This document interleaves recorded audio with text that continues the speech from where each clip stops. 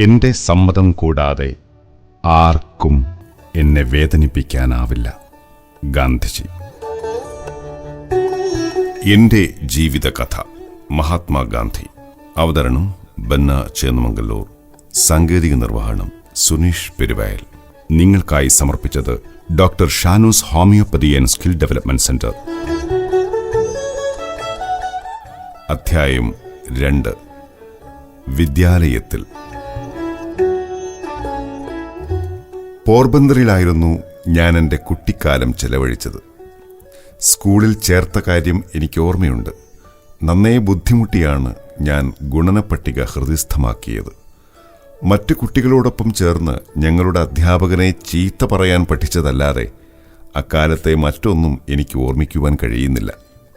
അച്ഛൻ പോർബന്തർ വിട്ട് രാജ്കോട്ടിലേക്ക് പോയപ്പോൾ എനിക്ക് ഏകദേശം 7 വയസ്സായിരിക്കണം.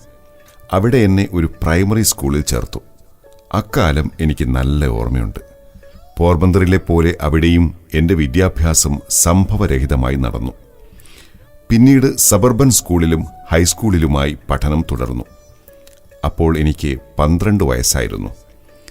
ഈ കാലത്തിനിടയ്ക്ക് എൻ്റെ അധ്യാപകരോടോ സഹപാഠികളോടോ ഒരിക്കലെങ്കിലും നുണ പറഞ്ഞിട്ടുള്ളതായി ഞാൻ ഓർക്കുന്നില്ല. ഞാനൊരു നാണം കുണുങ്ങിയായിരുന്നു.